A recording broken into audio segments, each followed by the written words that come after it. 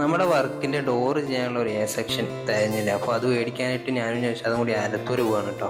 ഞാൻ ആലത്തൂർ പോകാൻ വേണ്ടി ഇറങ്ങിയപ്പോഴാണ് അടിപ്പള്ളിയിൽ നമ്മുടെ ഡയറക്ടർ സാർ ഇരിക്കുന്നുണ്ടത്. എന്നാൽ പിന്നെ വാ നമുക്ക് ഒന്ന് പോയിട്ട് വരാം. അങ്ങനെ നമ്മൾ ഇന്നലെ ജ്യൂസ് കുടിച്ച നെമ്മാറിയിൽ അതേ കടയിൽ നിന്നും ജ്യൂസ് കുടിച്ചു കേട്ടോ. നല്ല ചൂടല്ലേ. ആലത്തൂർ പോയി സാധനമൊക്കെ മേടിച്ചിട്ട് വന്ന് ഞങ്ങൾ അങ്ങനെ സൈറ്റിൽ പോകാൻ നിൽക്കണം കേട്ടോ. സൈറ്റ് എവിടെയാണെന്നറിയോ? തെങ്ങുംപാടം ഭാഗത്ത് നടുപ്പാടം എന്ന് പറയും.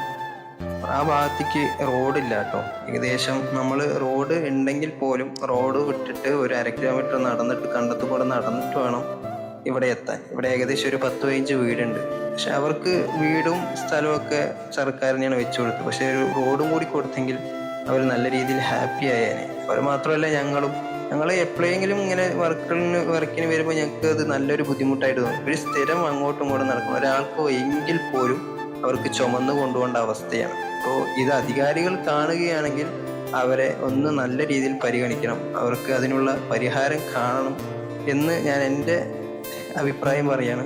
ഓക്കെ, ഇപ്പോൾ നമ്മൾ അവിടെ നിന്നൊക്കെ വർക്ക് കഴിഞ്ഞിറങ്ങി നമ്മൾ നടന്നുകൊണ്ടിരിക്കുകയാണ്. അതിനിടയ്ക്ക് ഇതാ റോട്ടിൽ പട്ടി ഓപ്പോസിറ്റ് വരുന്നുണ്ടായിരുന്നു. നമ്മുടെ വരമ്പിൽ കൂടെ നമ്മൾ കണ്ടതും അവർ ഇറങ്ങി നിന്നു കേട്ടോ.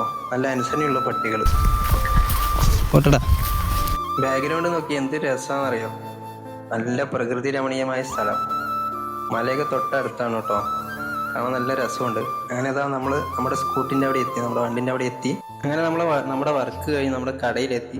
സാധനങ്ങളൊക്കെ കയറ്റി വെച്ച് കടയടച്ചു. ഉമ്മാക്ക് കുറച്ച് കടി മേടിക്കാന്ന് തൊട്ട് അങ്ങനെ എണ്ണക്കടിക്കടയിൽ നിർത്തി. അപ്പോൾ അടുത്ത വീഡിയോ വീണ്ടും വരാം. Thank you.